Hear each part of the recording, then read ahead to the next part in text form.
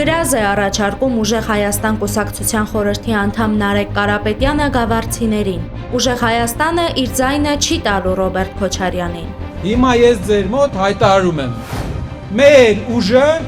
ձայնը տալու է Սամվել Կարապետյանին որպես Հայաստանի վարչապետ։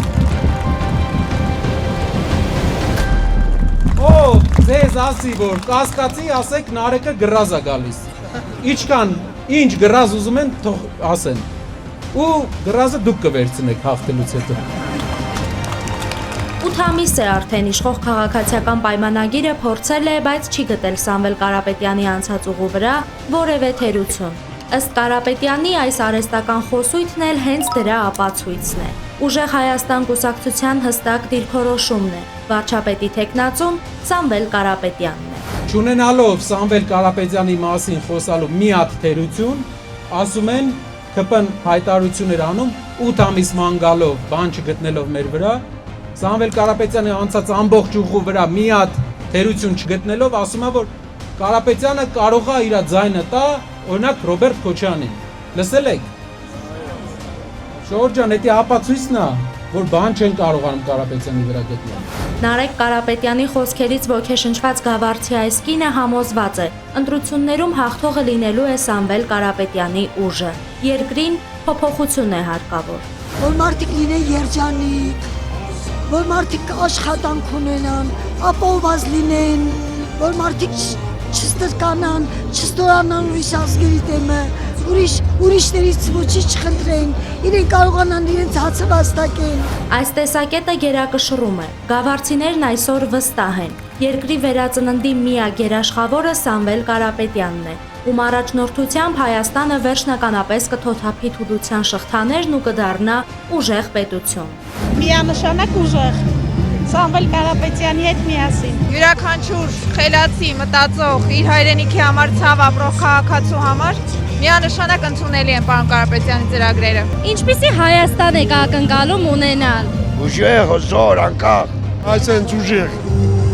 Ում առաջնորդությամբ։ Իհարկե Սամվել Կարապետյանը։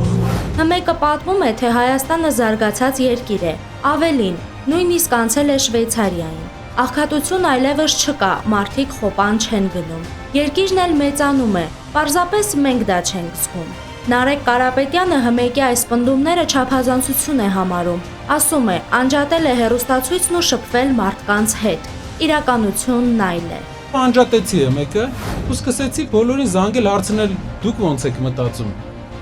Նաև ընկերներին զանգեցի Գեղարքունիքի մարզից։ Ասեցին, դե ոնց ասենք, յուղի տղամարդկանց 90%-ը ստեղ չի։ Գործ չկա։ Փաստորեն հմեկը ոնց որ մի քիչ չափազանցնում է։ Եթե այդքան ամեն ինչ լավ է, ինչու են մարդիկ Հայաստանից գնում։ Վոլգոգրադում երևի հայերի մեծ մասը ում գնում է գավառից է։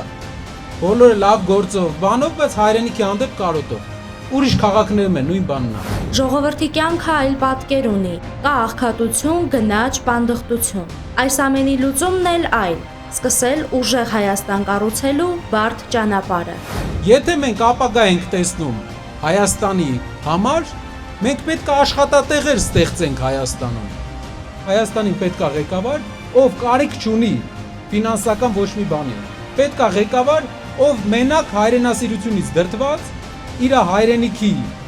փառքից դրդված պետք է աշխատի։ Հանդիպման ավարտին Ուժեղ Հայաստան կուսակցության խորհրդի անդամներն ու գավառցիները քայլեր իրականացրին։ Բաժանորդագրվեք Արմատ մեդիայի ալիքներին YouTube-ում, Facebook-ում, Instagram-ում և Telegram-ում։